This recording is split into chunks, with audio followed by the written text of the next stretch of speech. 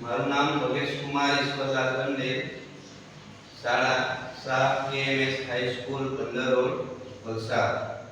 આજે આપણે ધોરણ 11 માં છંદ પરિચય વિશે સમજૂતી મેળવીશું।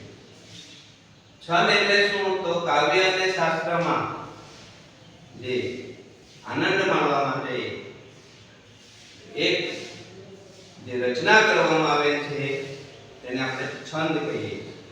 હવે છંદ બે પ્રકારના છે, એક જાતિમેળ છે, એક માત્રામેળ છંદ છે, બરાબર છે। પછી બીજા એક છંદના પ્રકાર પડે છે કે એક અક્ષરમેળ છંદ। અક્ષરમેળ છંદ જેમાં અક્ષરોનું મહત્વ હોય અને માત્રામેળ છંદ હોય જેમાં માત્રાઓનું મહત્વ હોય છે।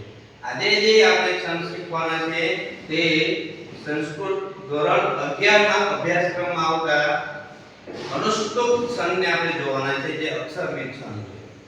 હવે અનુષ્ટુપ છંદ એમની લાક્ષણિકતા જો અનુષ્ટુપ છંદને ગુજરાતીમાં અનુષ્ટુપ કહેવામાં આવે છે, જ્યારે સંસ્કૃતમાં આ છંદને અનુષ્ટુપ કહેવામાં આવે છે। હવે અક્ષરમેળ છંદ છે તો અક્ષરમેળ છંદમાં જે આ અનુષ્ટુપ છંદ એમના કુલ 32 અક્ષરો છે, જેમાં લઘુ ગુરુની કોઈ માત્રાનો ઉલ્લેખ થતો નથી। આજે આપણે જોઈએ છે પહેલા એનું તો સંસ્કૃતમાં એનું લક્ષણ જોઈએ। તો અનુષ્ટુપ છંદનું લક્ષણ છે કે પંચમ લઘુ સર્વગ્રહ સપ્તમ દ્વિચતુર્થયો ગુરુ ષષ્ઠમ ચ પાદાનામ શેષવ નિયમો મતઃ। એનો અર્થ એ થાય છે કે અનુષ્ટુપ છંદના કુલ 32 અક્ષર છે, 4 ચરણો છે। કેટલા ચરણો છે? 4 ચરણ છે।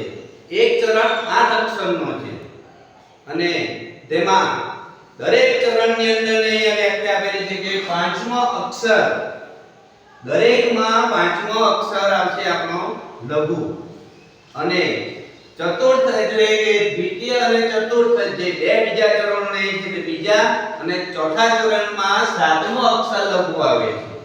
જ્યારે બધે જ છઠ્ઠો અક્ષર ષષ્ઠ એટલે કે દરેક ચરણમાં છઠ્ઠો અક્ષર એ ગુરુ હોય છે, બાકીના માટે કોઈ લઘુ ગુરુની માત્રા નક્કી કરેલ નથી। આ અનુષ્ટુપ છંદનું લક્ષણ છે, બરાબર છે। હવે આપણે જોઈએ છે આ અનુષ્ટુપને ઉદાહરણ સહિત જોઈએ તો અહીંયા શું આવે છે કે ઉદ્યમઃ સાહસમ ધૈર્ય બુદ્ધિ શક્તિ પરાક્રમઃ સળતે યત્ર વર્તન્તે તત્ર દેવાઃ સહાયકૃતાઃ। આપણે શું જોઈએ છે? 4 ચરણો જોઈએ છે। એક ચરણ કેટલા અક્ષરના છે? 8 અક્ષરના છે। તો 1 2 3 4 5 6 7 અને 8 અહીંયા આપણે પહેલું ચરણ પૂરું થાય છે।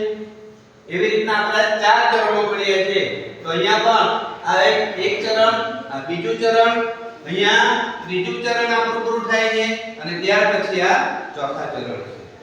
લક્ષણ અનુલક્ષીને કહીએ તો સર્વત્રમાં પંચમ લઘુ, પાંચમો અક્ષર એ લઘુ હોવો જોઈએ। એટલે આપણે અહીંયા અક્ષર ગણવાના છે 1 2 3 4 અને 5। અહીંયા છઠ્ઠો જે હ અક્ષર છે એ આપણો લઘુ ગુરુ લઘુ છે।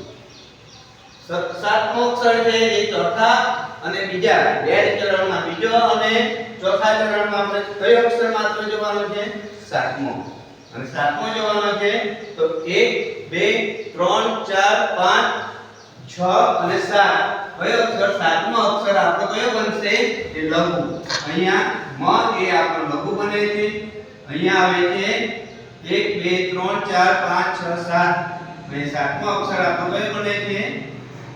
અહીંયા લઘુ બને। ત્યાર પછી છઠ્ઠા ચરણ, આપણે છઠ્ઠા અક્ષરની વાત કરીએ છીએ કે દરેક 4 ચરણમાં છઠ્ઠો અક્ષર આપણો ગુરુ। હવે તે કયા માનો છઠ્ઠા જોવાના છે? 1 2 3 4 5 અને 6। આ છઠ્ઠો અક્ષર અહીંયા એ ગુરુ છે આપણો।